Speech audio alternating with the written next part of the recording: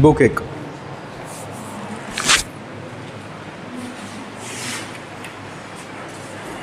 ये ऑन करो।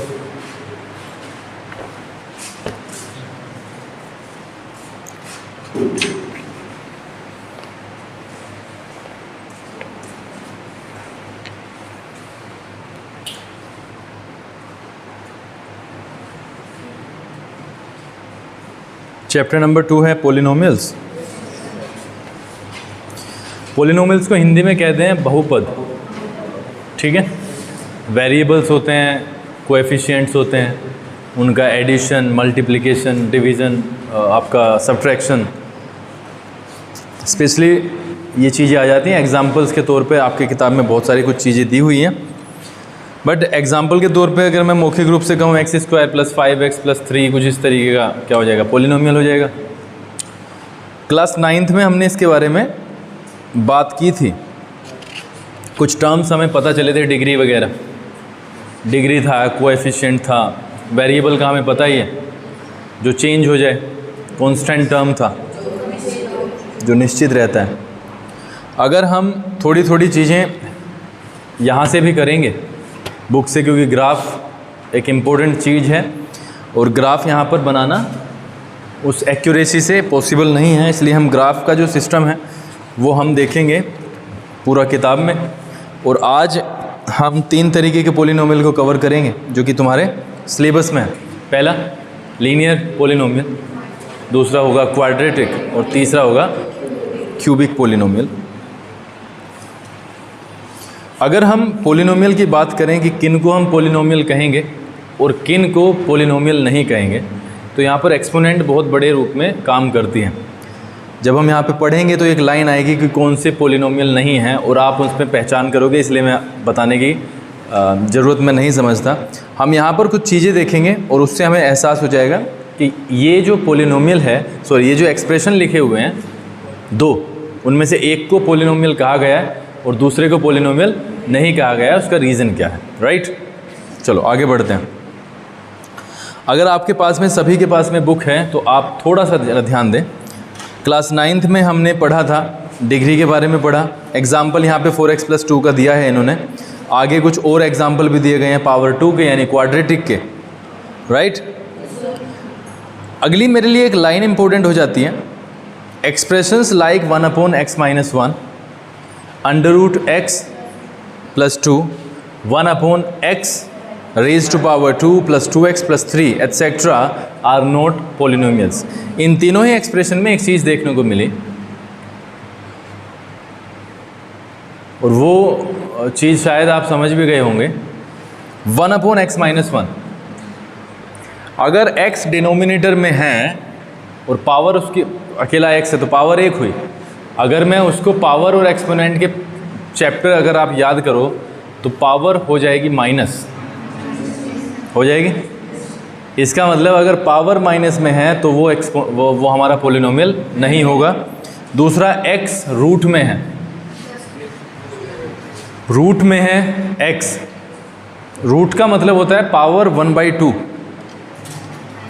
समझ गए। इसका मतलब फ्रैक्शन यहाँ पे आया पावर पे, x जो है वो कितना पावर रखता है, 1/2, और इसको भी उन्होंने कहा है कि वो पोलिनोमियल नहीं है। इसका मतलब 2 चीज़ें तो क्लियर हो गई हैं कि अगर एक्सपोनेंट जो कि पावर है वो माइनस में आती है या अपोन में आती है, यानी फ्रैक्शन में, तो वो पोलिनोमियल नहीं होगा।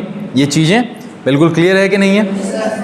अब polynomial of degree 2 is called quadratic polynomial, और एक डिग्री वाला बोलते हैं उसे क्यूबिक।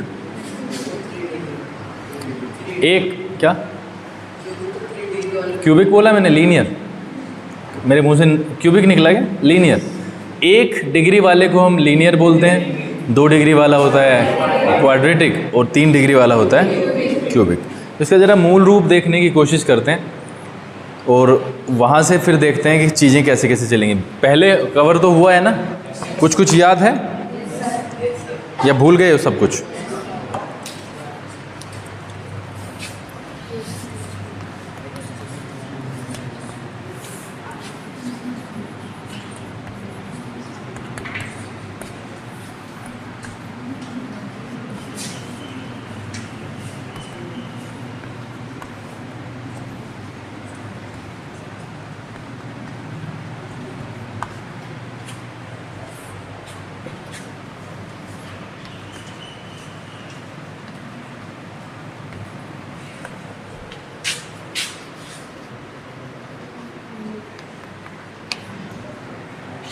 अभी जो हम कर रहे हैं पोलिनोमियल में, अगर मैं लीनियर पोलिनोमियल की बात करता हूँ,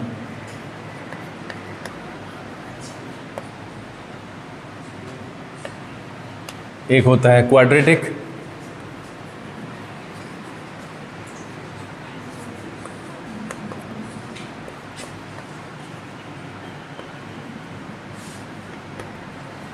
और थर्ड है हमारा सिलेबस के अकॉर्डिंग क्यूबिक पोलिनोमियल। डिग्री की हमने बात की है। डिग्री होता है जिस पोलिनोमियल एक्सप्रेशन हमें दिया हुआ है उसकी हाईएस्ट पावर, सबसे ज़्यादा जो पावर होगी वो होगी उसकी डिग्री। ठीक है, इसका मतलब अगर एक ऐसा पोलिनोमियल आया जिसकी पावर सिर्फ एक है, जिसकी पावर सिर्फ एक है, तो उसको हम बोलेंगे linear. Of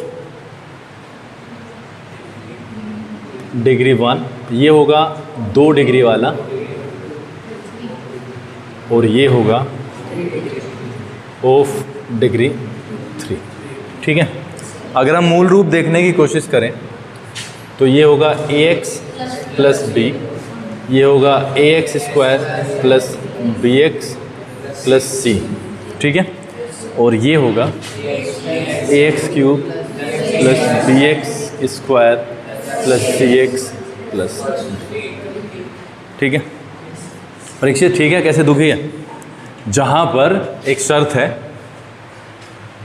a is not equal to 0, right? क्यों ये शर्त क्यों है? क्योंकि अगर a 0 हो जाता है तो फिर ये टर्म ख़त्म करना पड़ जाएगा, और उस केस में सिर्फ हमारे पास में कांस्टेंट टर्म बचेगा, और इसको बोलते हैं हम, अगर कोई कांस्टेंट है तो कांस्टेंट पोलिनोमियल होता है वो। उसकी बारे में जो चर्चा करेंगे वो बाद में करेंगे। अभी विषय क्या है? विषय है इन तीनों को गहराई से समझने का। यहाँ पे अगर मैं a को 0 बना दूँ तो bx प्लस c बचेगा, जो कि फिर से इसकी फॉर्म में आ जाएगा, यानी लीनियर बन जाएगा वो। अगर मैं यहाँ पे a को 0 कर दूँ तो ये क्वाड्रेटिक बचेगा। ये बात क्लियर है? यहाँ पे हम एक दो चीज़ें समझ के चलते हैं। यहाँ पे अगर मैं ax प्लस b की बात करूँ तो x is the variable, right? Variable is something that can be changed. ये x भी हो सकता है, y हो सकता है, z हो सकता है, ABC, PQR, whatever you want to take. a है कोएफिशिएंट, कोएफिशिएंट होता है गुणांक या गुणक, राइट? जैसे 5x स्क्वायर का यानी x स्क्वायर का गुणांक है 5, तो यही कोएफिशिएंट है। ठीक है, अगर हम देखें तो x का कोएफिशिएंट a है और ये b कांस्टेंट टर्म है। एग्जाम्पल के तौर पे अगर मैं लिखूं तो ये कुछ ऐसा हो सकता है 5x प्लस 8, ये है हमारा लीनियर पोलिनोमियल। यहाँ पे हम देखते हैं x स्क्वायर का कोएफिशिएंट a, x का कोएफिशिएंट b और c एक कांस्टेंट टर्म है। जैसे हम ले सकते हैं 2x square plus 5x plus 9, ये है हमारा इसका एग्जाम्पल। और ये x क्यूब का जो कोएफिशिएंट है a, x स्क्वायर का coefficient b and the coefficient of x is c, d is the constant term. और एग्जाम्पल हो जाएगा 8x cube plus 3x square plus 7x plus 11 is the example. ठीक है, यहाँ तक कोई दिक्कत हो तो बताओ, पक्का? तो ये हमारे हो जाते हैं 3 तरीके के पोलिनोमियल। एक चीज़ आप देखें बहुत आराम से, दिखाऊं? दिखाते हैं वो चीज़ जिसके बारे में, ये तीनों के तीनों चीज़ें क्लियर है ना? चलो, जिसके बारे में चर्चा करना बहुत ही ज़्यादा इम्पोर्टेंट है। हम काम करेंगे अब एक चीज़ पे, और बहुत ही डेप्थ के साथ में इसे करने की कोशिश करेंगे। अगर मैंने एक एग्ज़ाम्पल लिया है, सपोज़ करो मैंने एक एग्ज़ाम्पल लिया है x प्लस या 3x, वही वाला ले लें, चलो 5x प्लस 8, ये मैंने एक एग्ज़ाम्पल लिया, 5x plus 8 is the example. और यहाँ से हम एक चीज़ तो तय करके लिख ही सकते हैं ना, -8 और x का वैल्यू आ जाएगा -8/5।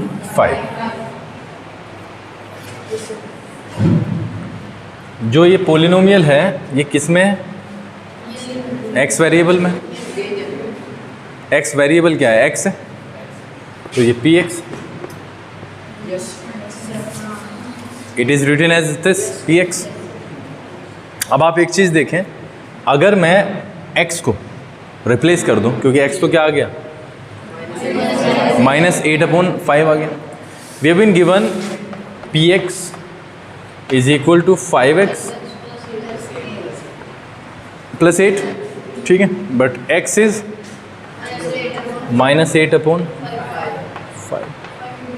ठीक है। तो 5 × -8/5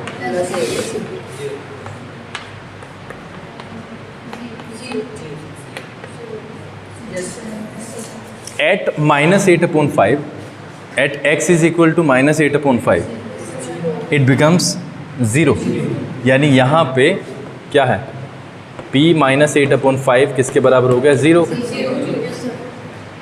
and that is why -8/5 is called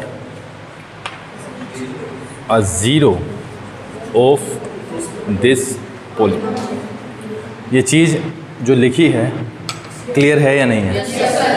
एक ऐसा वैल्यू जो पोलिनोमियल में हम रखते हैं उस पूरे के पूरे पोलिनोमियल की वैल्यू को कर देता है 0, राइट? उसको हम बोलते हैं 0।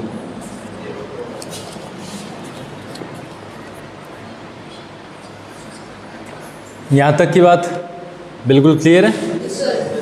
आगे बढ़ते हैं। इसी में हमें एक चीज़ और समझने की ज़रूरत है।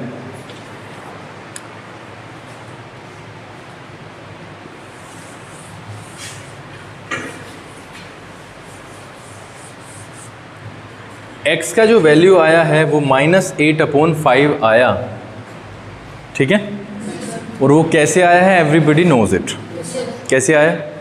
बट हमने एक और चीज़ यहाँ पे नोटिस की है, वो की है, अगर मैं यहाँ पे देखूँ 8 क्या है? b है। 8 क्या है भाई? परीक्षित b है। और 5 क्या है? वो a है। लेकिन ये माइनस का निशान हमें करता है परेशान। यानी मैं डायरेक्ट अगर -b/a रख दूं तो मेरे पास में उसका एक 0 आ जाएगा। Let me give you some more examples. 3x + 7 एक पोलिनोमियल है, तो इसका अगर मुझे एक 0 निकालना है, एक ही निकलेगा, तो -b/a होगा, और ये होता है ax + b। ये क्या है? ax + b है, तो -7/3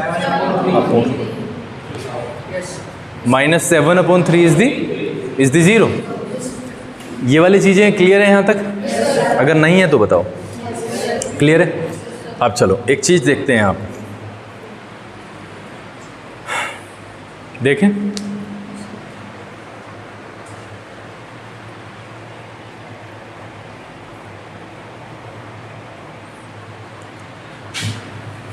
एक एग्जांपल लेते हैं। 2x + 5 ले लिया एग्जांपल, और ये क्या है? px, ठीक है। अगर 2x + 5 को मैं कुछ इस तरीके से रखूं,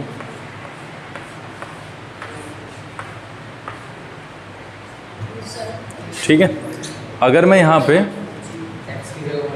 x का वैल्यू 1 रख दूं, ठीक है, तो ये हो जाएगा 7, राइट।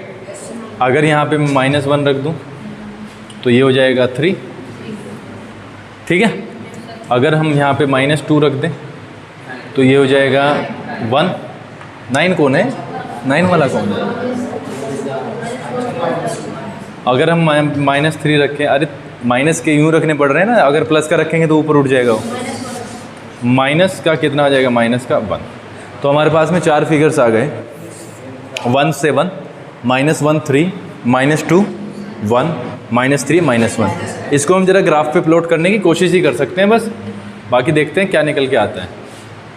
ये x डैश, ये x, ये y, और ये y डैश। ठीक है, ये ओरिजिन हो गया।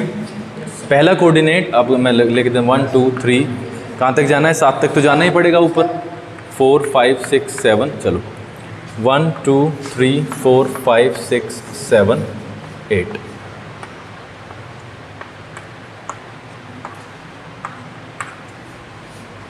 इधर -1 -2 -3 -4 5 -6 -7। ठीक है, -1 -2 -3 -4 -5। चलो यहीं तक ले लूँ, चलो -6 ले लूँ। 1 2 3 4 5 6 7। सबसे पहला है 1, यहाँ पे आ जाएगा। 7 कहाँ पे है? ऊपर, ये यहाँ पे। ठीक है, 1 7 -1 3 -1 और 3 है कहाँ पे? यहाँ पे। नेक्स्ट है -2 1 -2 और ये है कहाँ पे? 1। आगे है -3 1 -3 -1 -3 -1, ये यहाँ पे आ जाएगा। ठीक है, तो 4 पॉइंट्स आए हैं, इसको हम क्या करेंगे? ये जो बिंदु आए इनको हम मिला देंगे। इनको हमने क्या कर दिया? ज्वाइन कर दिया। और हमने ये देखा, ये जो लाइन सेगमेंट बना, ये जो लाइन खींची है, ये x एक्सिस को यहाँ पे काटती है। ये कहीं ना कहीं पे कहाँ पे आ रहा है भाई? ये 2 और 3 के बीच में है। एग्जैक्ट 2 और 3 के बीच में एग्जैक्टली हमें पता नहीं है कि ये 2.6 है या 5 है या 4 है। उसका कारण सिर्फ ग्राफ का इनएक्यूरेट होना है, इसके अलावा कुछ नहीं है। जहाँ पे x एक्सिस को काटा है वहाँ का पॉइंट हमने उस ग्राफ की नोटबुक से नोट कर लिया। और अब हम यहाँ से देखते हैं इसका ज़ीरो निकाल के। 2x + 5 का ज़ीरो जो निकलेगा वो होगा -b/a। -b यानी -5 यानी -2.5।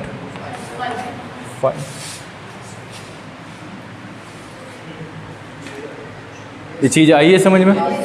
तो ज्योमेट्रिकली हम बहुत आराम के साथ ग्राफ बना के हम ज़ीरो निकाल सकते हैं। ठीक है, तो यहाँ पे हमने एक चीज़ देखी कि x एक्सिस को कितनी बार काटा है इसने, लाइन ने? सिर्फ एक बार।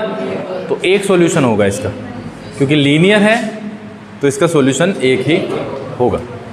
यहाँ तक की बात क्लियर है या कोई शक वगैरह की कोई बात हो? आगे बढ़े।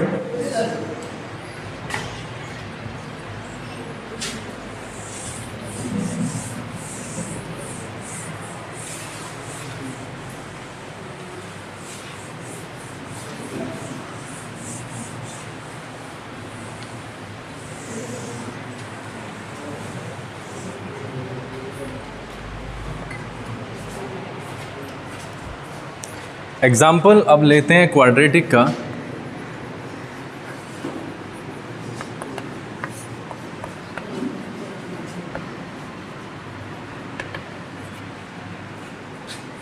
x² + 5x + 6 एक एग्जाम्पल है। x² + 5x + 6 एक एग्जाम्पल है। हम इसके मिडिल टर्म को स्प्लिट करेंगे इसके ज़ीरो निकालने के लिए। कर ले। x² + 3x + 2x + 6। जिसको नहीं पता है वो समझ ले। x और 1 का मल्टीप्लिकेशन 6 के टुकड़े किए गए, जो जोड़ के आया 5। इस तरीके से आ गया।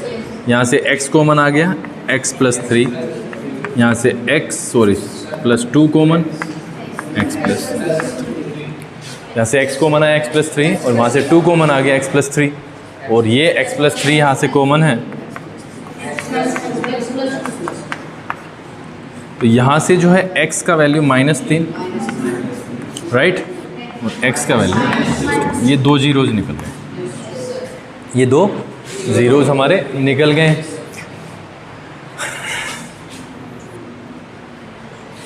दो है, क्वाड्रेटिक है, कितने ज़ीरो निकले? 2 ज़ीरो निकले हैं। इसका ये मतलब हुआ, अगर मैं पहले वाले लीनियर इक्वेशन के एग्जांपल को देखूं ज्योमेट्रिकली, उसका 1 ज़ीरो था, तो कितनी बार काटा था एक्स एक्सिस को? तो इसे कितनी बार काटना चाहिए? इसे काटना चाहिए 2 बार। आई कुछ बात समझ? करें या ना करें? कर लें।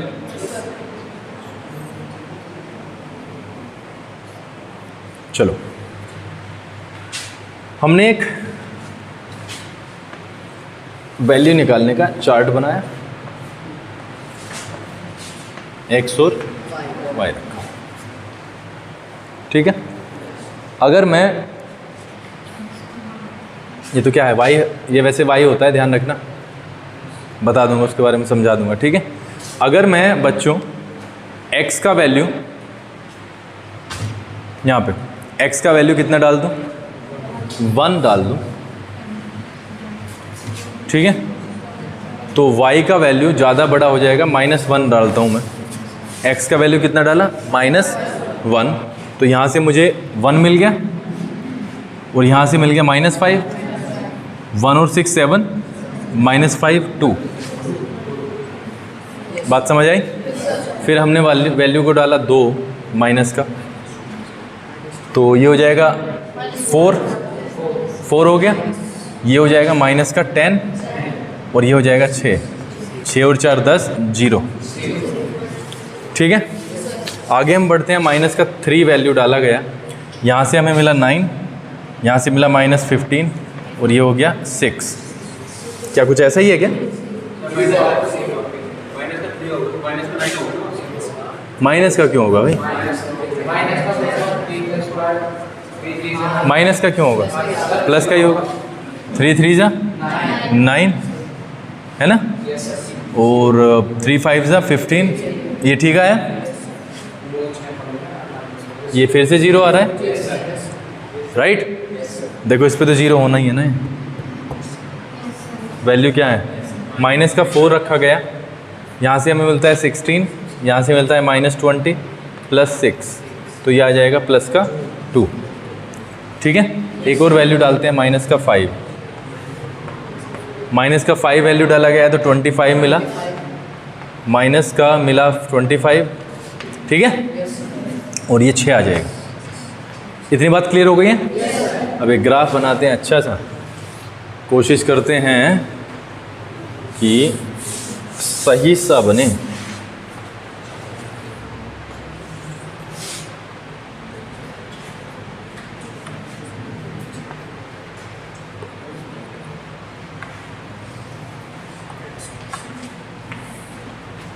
वन 2 3 4 5 6 7, माइनस माइनस तो लगाने की ज़रूरत नहीं है, पता ही है।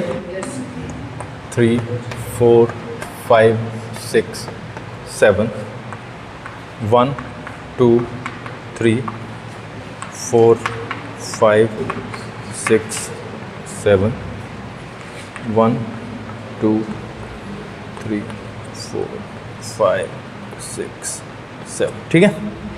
पहला जो कोऑर्डिनेट है हमारा -1 2 पे स्टैंड करता है। -1 हो जाएगा इधर, 2 ऊपर, तो -1 2, ठीक है। पहला ये हो गया। -2 0, -2 0, -3 0, ठीक है। -4 2, -4 और 2 ऊपर है, ठीक है भाई। आगे है हमारा -4 -5 6 है ना, -5 और ये 6 यहाँ पे है, ठीक है। तो इसका जो क्या बनता है, देखो इसका जो फिगर बनता है वो कुछ ऐसा बनता है, ठीक है। इसको मैं और बढ़ा रहा हूँ, कुछ इस तरीके से ये फिगर बनेगा। आप समझ रहे हो मेरी बात? ये जो यहाँ पे जब हम करेंगे तो ये 2 बार टकराएगा, यहाँ पे देखो ऐसे 2 बार टकराया, और 2 बार टकराने का मतलब 2 0 से ही है। लेकिन हमें एक बात इसको नोटिस करना पड़ेगा, ये जो चीज़ें हुई हैं इसका फिगर देखो अपनी किताब में भी। हाँ, पैराबोला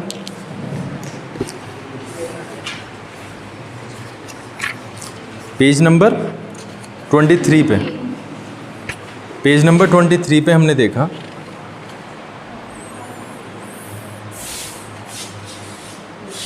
क्या देखा हमने, देखो ये ठीक है, इस तरीके का फिगर बनेगा और ये यहीं पे नहीं बनेगा, ये कहीं पे भी बन सकता है। देखो कैसे,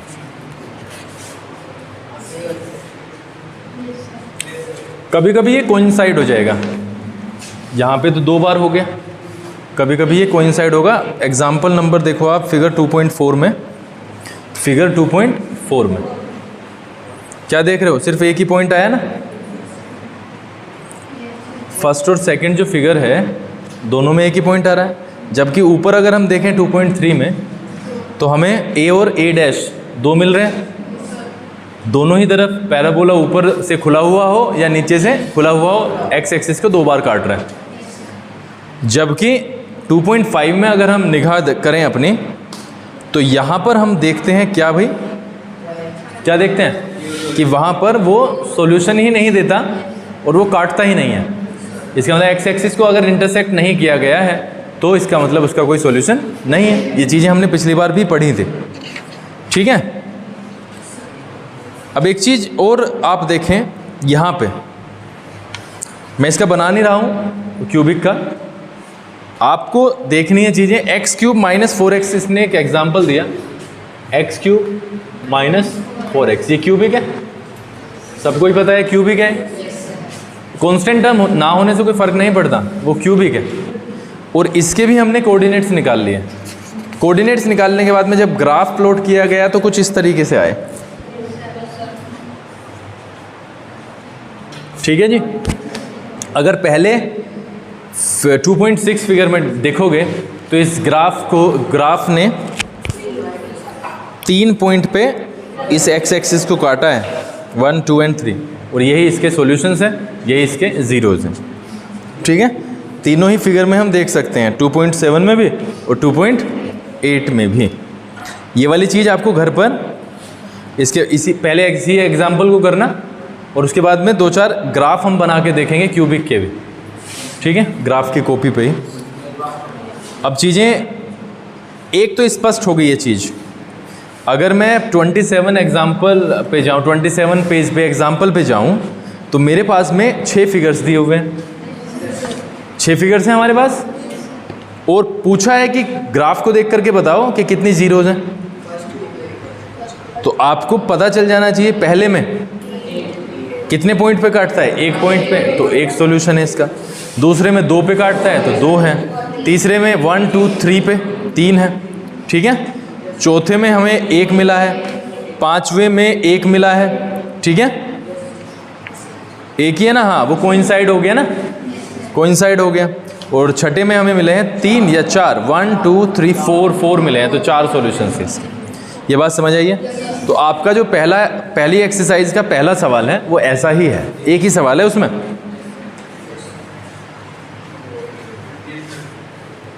हो जाएगा या कोई प्रॉब्लम्स आएंगे?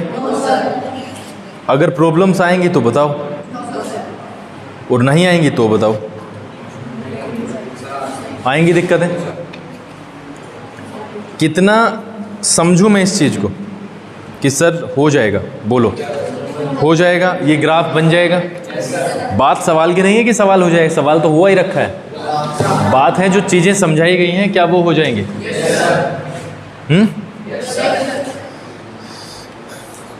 बढ़े आगे विशाल, बढ़े आगे या यहीं पे छोड़ना है? बोलो, करना चाहिए ना। कुछ चीज़ें और समझ के चलते हैं, कुछ क्वाड्रेटिक के बारे में।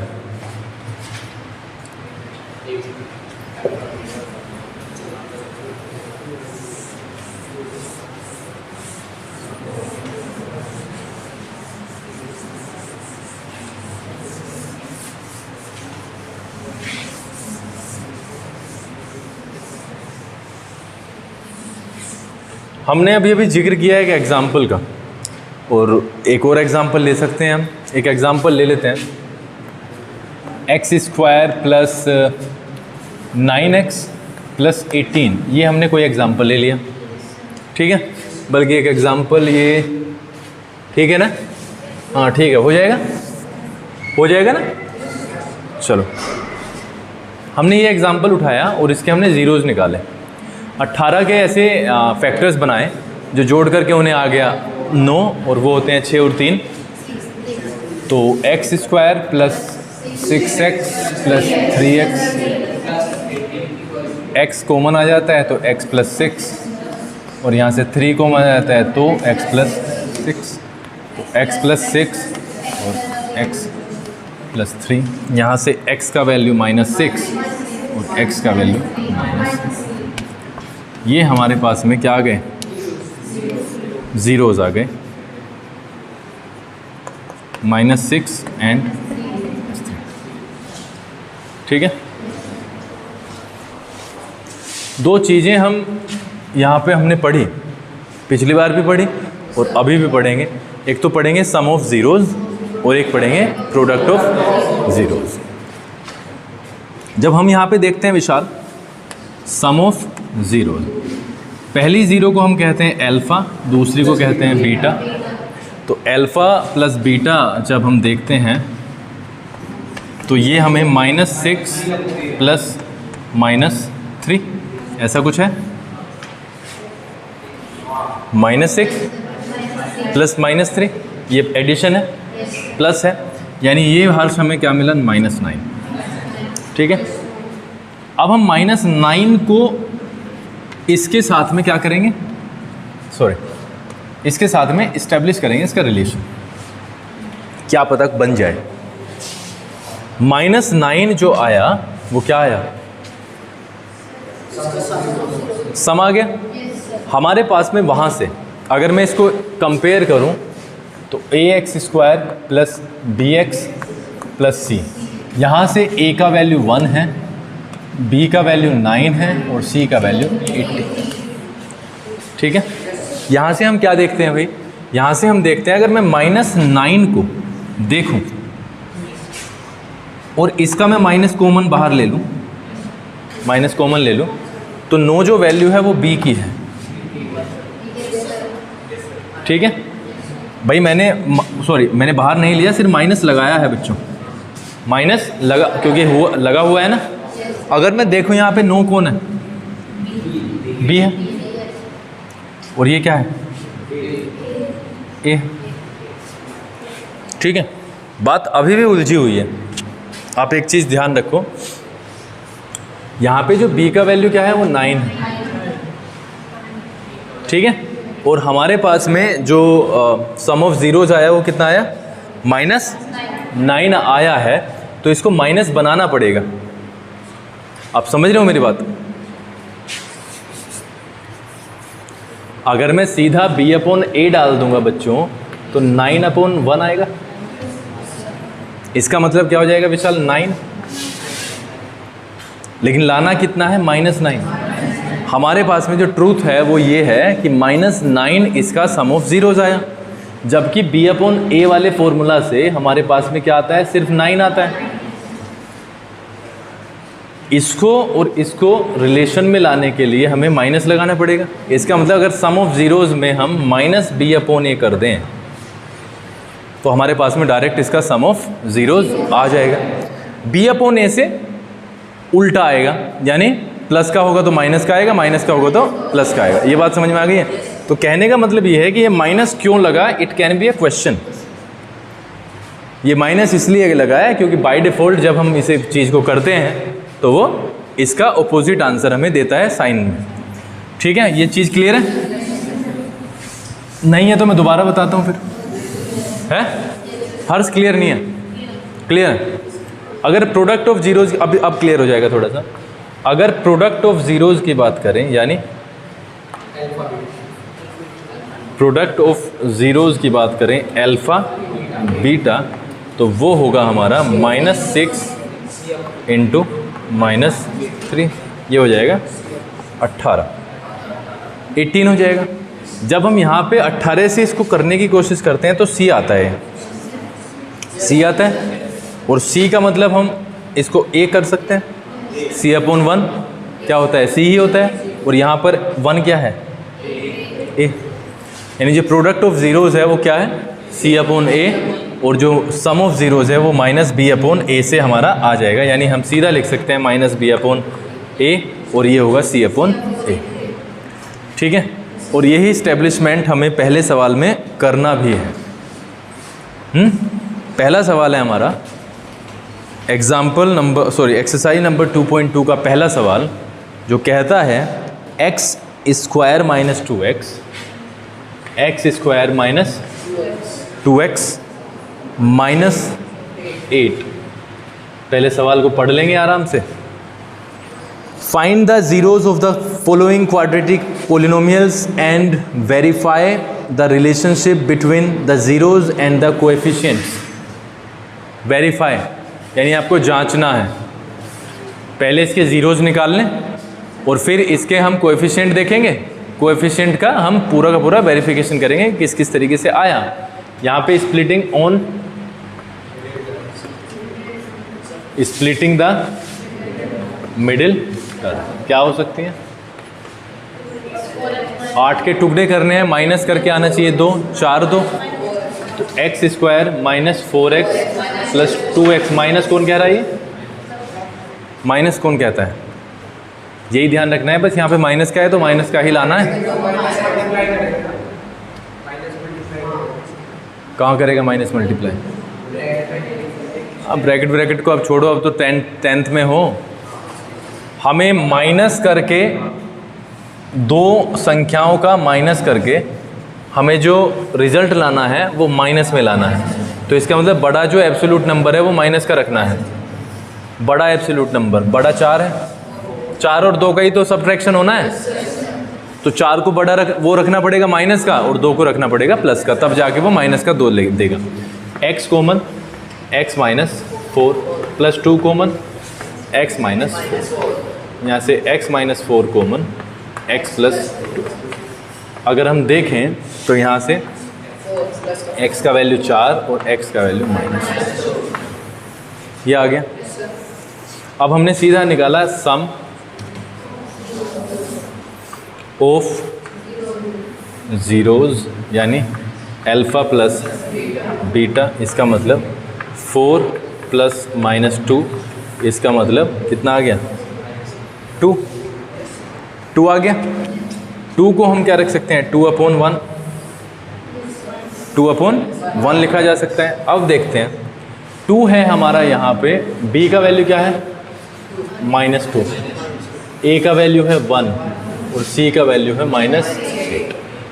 ठीक है, 2 है तो हमें देखो b कितना है भाई, माइनस का है 2 विशाल, a है 1, यहाँ तक कोई तकलीफ नहीं है, लेकिन एग्जैक्टली क्या है 2 है, इसीलिए हमने क्या करना पड़ेगा माइनस। आया कुछ बात समझ में, क्योंकि इसको प्लस बनाना है तो इसको हम ऐसे लिख सकते हैं, सीधा का सीधा क्या आ जाएगा माइनस b/। आई बात समझ में, माइनस क्यों किया गया है ये क्वेश्चन क्लियर है, क्योंकि वो हमें प्लस देता है। ठीक है, और या कभी कभी माइनस देता है तो इसलिए वो प्लस होता है, तो वो माइनस बनाने के लिए फिर माइनस लगाना ही पड़ता है। प्रोडक्ट ऑफ जीरोज,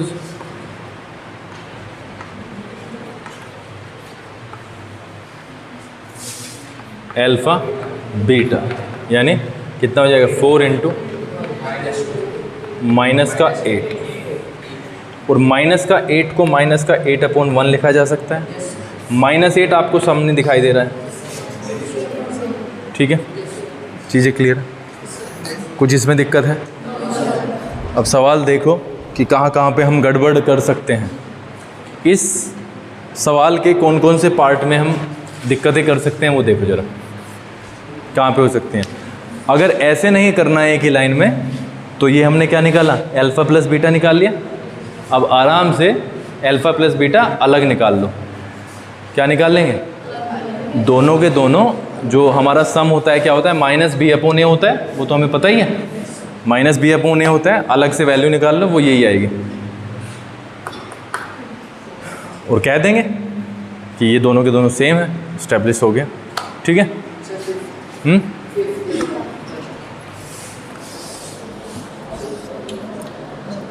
मैं नंबर से ही चलता हूँ। आगे है 4x² माइनस या s², 4s² - 4s + 1 4 के ऐसे टुकड़े करो जो 2 2 आ जाएगा, ये तो बिल्कुल सिंपल है। 6x³ माइनस 3 माइनस 7, 42 के ऐसे टुकड़े जो घटा के आएगा 3।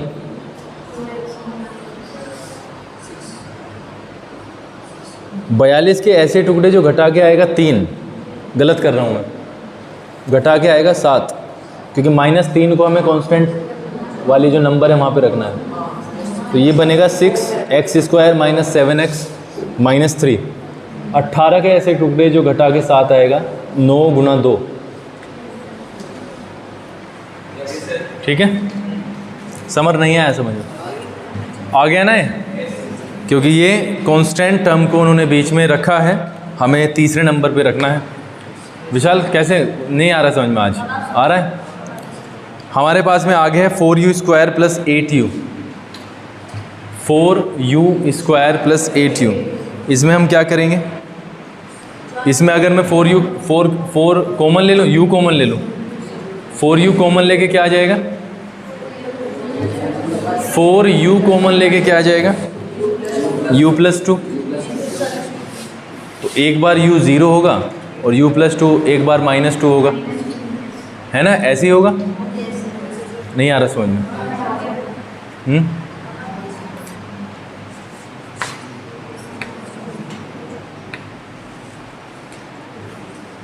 क्योंकि स्प्लिट आप कैसे करोगे इसे? कांस्टेंट टर्म 0 है और 0 गुना 4 फिर से 0 हो जाएगा। तो 0 के ऐसे टुकड़े जो जोड़ के या घटा के पता नहीं है 8 आएगा, आ ही नहीं सकता। तो हमें इसको 4u पे हैं कि हैं कॉमन ले लेते हैं, ठीक है? और 4u प्लस 2 आ जाएगा। 4u कॉमन लेके u प्लस 2 आ जाएगा। 4u का वैल्यू 0 डाल देंगे, फिर u प्लस 2 का वैल्यू 0 डाल देंगे, तो u का वैल्यू एक 0, एक u का वैल्यू -2। अगर आप 0 डालोगे यहाँ पे 4u² प्लस 8u, तो 0 तो अपने आप ही होना है। अगर -2 भी डालते हो ऐसे ही मौखिक, तो भी 0 हो जाता है। कैसे? -2 डालें तो -2 हमें पहले टर्म में 4u² 16 देगा। देगा या नहीं देगा? u² से 4 बन जाएगा, 4 गुना 4 16 हो जाएगा। 16 प्लस, अब ब्रैकेट का काम होगा, 8 इंटू -2 -16, दोनों कट जाएंगे तो 0 हो जाएगा। तो हमारा ये सवाल बिल्कुल ठीक है। t² -15, ये बहुत सिंपल है, इससे भी सिंपल है। तो जब ऐसा सवाल आए, देखो पहले वाले में हम क्यों नहीं कर पाए? क्योंकि प्लस का निशान था। जब निशान माइनस का होगा तो a² माइनस b² का फॉर्मूला काम कर जाएगा। पहले वाले में वो काम नहीं करेगा, है परीक्षित? दूसरे वाले में काम कर जाएगा। उसका कारण यह है कि a² माइनस b² की फॉर्म में रखा जा सकता है इसे। 15 को √15 रख लेते हैं स्क्वायर में। 15 को हमने रखा √15, ठीक है?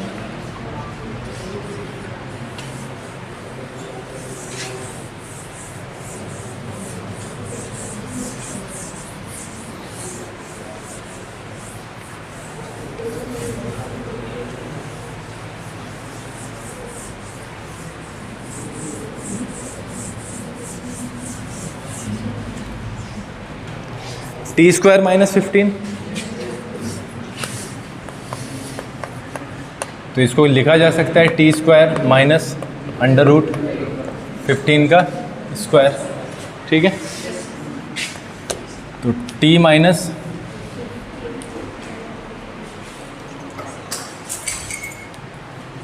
√15 इंटू t प्लस √15, ठीक है? तो क्या क्या आ गया? √15 और माइनस √15, यही है क्या दोनों? ठीक है? t प्लस √15 से माइनस √15 आ जाएगा, t माइनस। इतनी बात समझ आ गई? अब अगर हम इसका अल्फ़ा प्लस बीटा निकालें और अल्फ़ा बीटा निकालें तो देखो क्या होगा। अल्फ़ा प्लस बीटा जब हमने निकाला तो √15, ये a है ना, a प्लस b, √15 और प्लस माइनस √15, 0 बन जाएगा। छोड़ दो अभी के लिए। √15 इंटू माइनस √15, ये हमारा हो जाएगा माइनस का 15, ठीक है?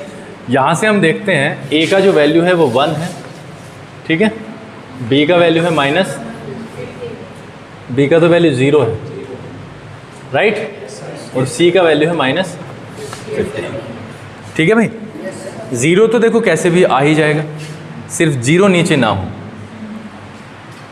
अगर हम देखें तो a का वैल्यू यहाँ पे 1 है, 1 तो सभी का होता है, और b जो है वो 0 है।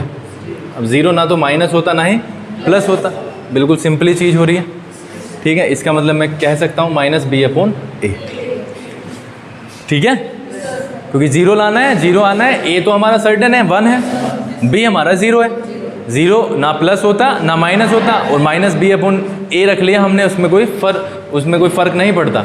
यहाँ पे हम देखते हैं माइनस 15 का वैल्यू होता है c अपॉन 1 यानी a, तो ये हो गया आपका रिलेशन इस्टेब्लिश्ड, ठीक है। यहाँ तक की कहानी में कोई दिक्कत हो तो बता दो भाई, हो जाएगा या नहीं होगा?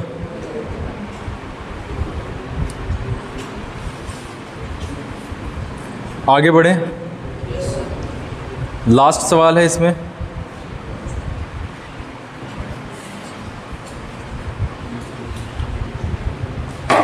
सवाल बहुत हल्का है ये, आगे सिर्फ आपको दिया हुआ है सम ऑफ ज़ीरोज़ और क्या दिया हुआ है, प्रोडक्ट ऑफ ज़ीरोज़, और हमें बताना है इसका क्वाड्रेटिक इक्वेशन बना के। पहला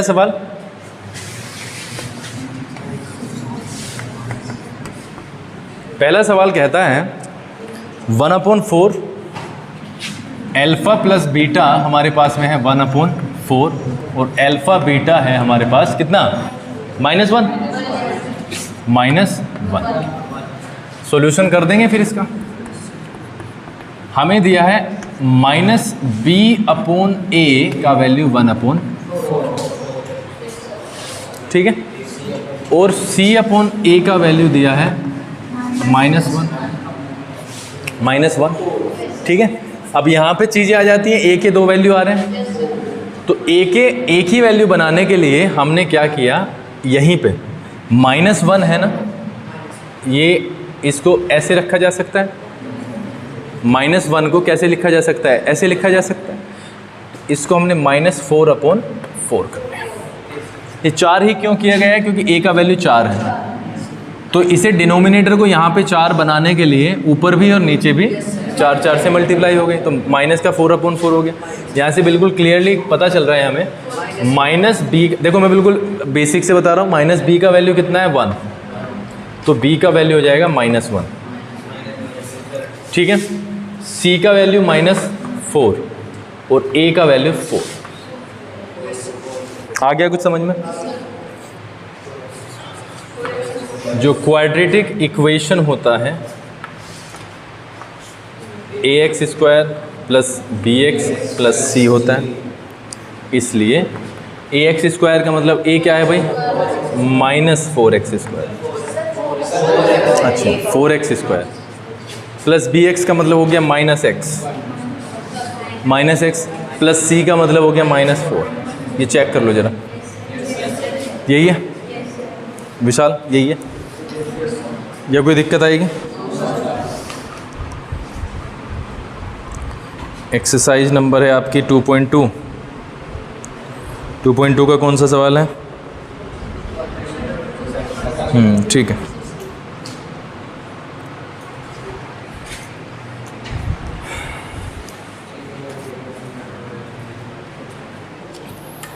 √2 1/3 0 √5 1 1 -1/4 1/4 4 1। दूसरा भी ऐसे ही हो जाएगा, ठीक है। ये सवाल घर से ही करके लाने हैं। किसी को कोई डाउट्स हैं तो बताओ, कर लोगे?